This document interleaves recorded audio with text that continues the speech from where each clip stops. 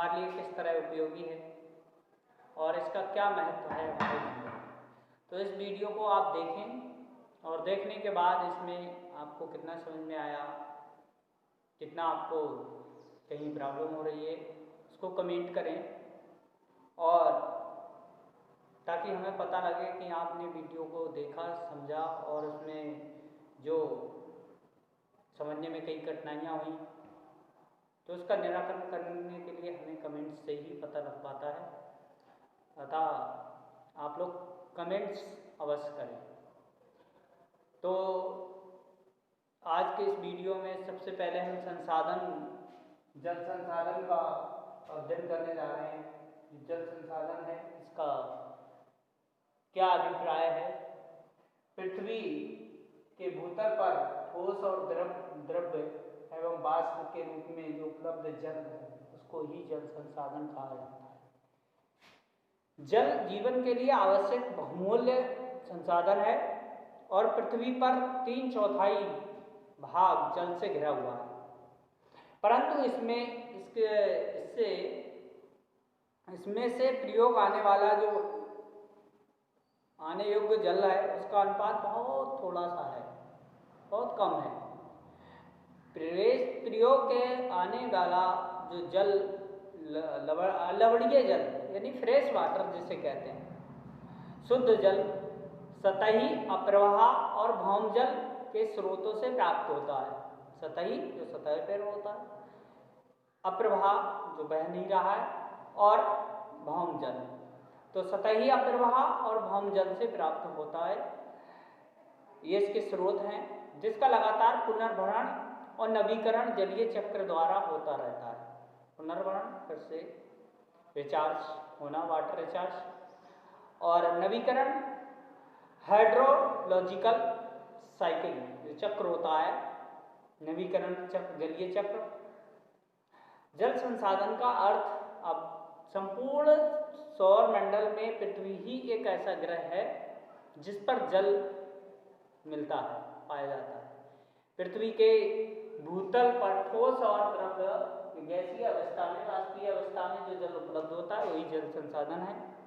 और पृथ्वी पर उपलब्ध कुल जल का 97.5% भाग समुद्र समुद्र के खारे जल की है। मुख्यतः पेयजल के रूप में प्रयोग नहीं किया जा सकता।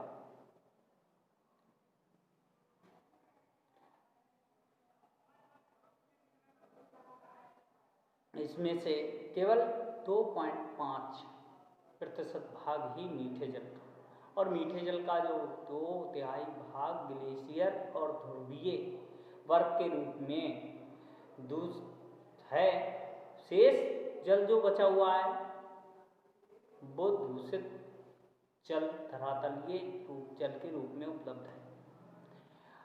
अब इससे स्पष्ट होता है कि पृथ्वी पर उपस्थित कुल जल का एक बहुत छोटा सा भाग ही उपयोग के लिए उपलब्ध है और वह भी संपूर्ण पृथ्वी पर एक समान विद्यमान नहीं है। तो ऐसी स्थिति में हम कह सकते हैं कि जो ग्लेशियर और ध्रुवीय बर्फ के रूप में जो जल जमा हुआ है, 2.5 मीठे जल का भाग वही हम शुद्ध जल मानते हैं, और भौम जल के रूप में जो पीने योग्य है। जल का आगे देखिए, चूंकि ये समान अवस्था में पूरी पृथ्वी पर नहीं है, अतः ये इसका उपयोग भी हमारे लिए बहुत ही उचित ढंग से करना जरूरी है, ताकि भविष्य में ये जल ही जीवन है तो भविष्य की पीढ़ियों के लिए शेष अवस्था में सुरक्षित बच सके, भविष्य के लिए संकट उत्पन्न ना हो सके। जल का महत्व, जल हमारे लिए कितना महत्वपूर्ण है। जल पृथ्वी की समस्त वनस्पतियों और पशु पक्षी, जीव जंतुओं, मानव जीवन का आधार माना जाता है। जल का उपयोग कृषि कार्यों, उद्योगों, परिवहन, घरेलू कार्यों, ऊर्जा का निर्माण आदि में किया जाता है। मत्स्य पालन, पर्यटन जैसे उद्योगों का तो पूर्णतः ही इस पर, जल पर ही आश्रित होते हैं, निर्भर होते हैं। ऐसे उद्योग भारत में विशालकाय जनसंख्या को खाद्य और सुरक्षा उपलब्ध कराने के लिए जल की महत्वपूर्ण भूमिका है, और जो कि जल संसाधन पर पूर्णतः आश्रित होते हैं, यानी कि खेती बाड़ी। भारत में जल संसाधन अगला पॉइंट है।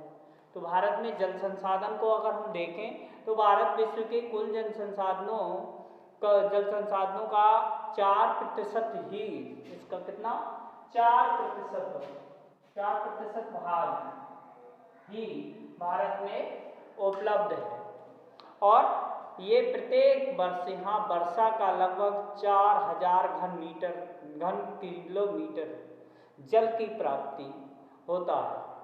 घन किलोमीटर जल प्राप्त होता है, जिसका लगभग 1/3 भाग जो वाष्पीकृत होकर हो जाता है और भाप बन के उड़ जाता है।